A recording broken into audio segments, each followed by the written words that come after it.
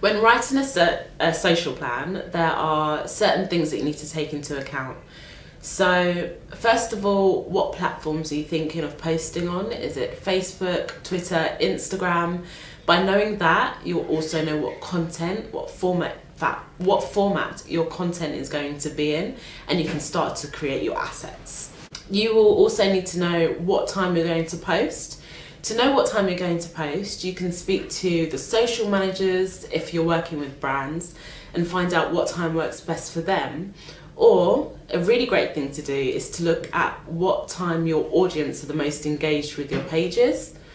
So by looking, let's talk Facebook for example, by looking at the back end of Facebook, you can see that your audience are engaged with your posts around, I don't know, between 9 and 10 p.m. because they might be lying in bed staring at their phone. That's what your audience like to do. So it's really important to get all of that detail and put that into your plan. So that's your time to post. The next thing that we do is put the key messages into your plan. So again, making sure that you know exactly why you're posting what you're posting. What do you want to achieve from this post? Put that into your key messages section. After your key messaging, you want to write the headline. Now, this is kind of like a title.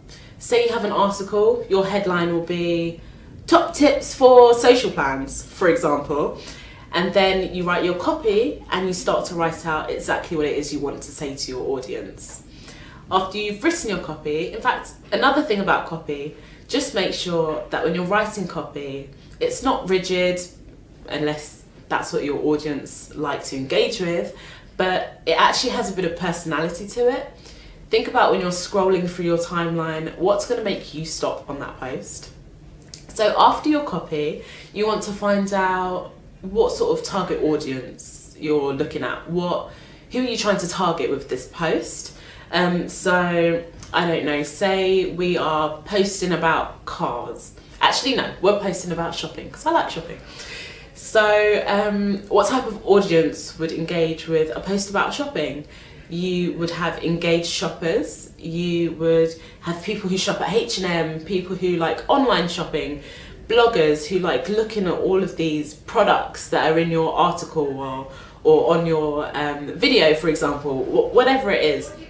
Just brainstorm exactly what it is that these type of people might be, kind of like an audience profile, and that's going to be your target audience.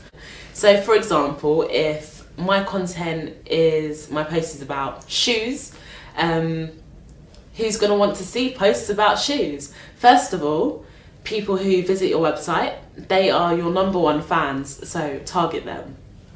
And then you want to target people who are interested in shoes, so I don't know, places who sell shoes, H&M, New Look, Clarks, things like that. Target your competitors as well, because their audience could also become your audience. It's kind of like putting together an audience profile. Just who are you trying to reach? Where do you want this to be seen? Write that down, just keep brainstorming. Whatever you come up with, put it into your notes, put it into your social plan, and that's what it's there for. Now, the next box in your social plan is all about where your post is linking out to. If it's a video, it doesn't necessarily have to go anywhere because what you want them to do is watch that video, right? So why would you send them somewhere else? If your post is there to raise awareness or to engage your audience by clicking through to another page, like your website page, for example, then you just want to record the link that you are going to click out to. It can be a short link or a long link. Preferably, when you're posting, you want to use short links because it's not as messy on the post. It really depends what your house style is going to be. At Bauer, we use short links, like I said, because it's not as messy. The only thing you need to think about is whether your audience are going to trust that. So you can use bits of software like Rebrandly, for example, where you can change that short link into something that your audience will identify with. So let's use a Bauer brand, it could be magic.com/whatever, right? Instead of bit.ly/whatever. Then your audience will know where they're going. So that's why it's really good to use short links. Now, the last thing you want to do is add a section so that you can record the link to your post, the URL to your post. The reason we do that is because, say you have a very large campaign and you're posting a lot and you've got loads of lines in your spreadsheet on your social plan, when you want to record your results and find out how it's done, how exactly are you gonna remember what you've posted?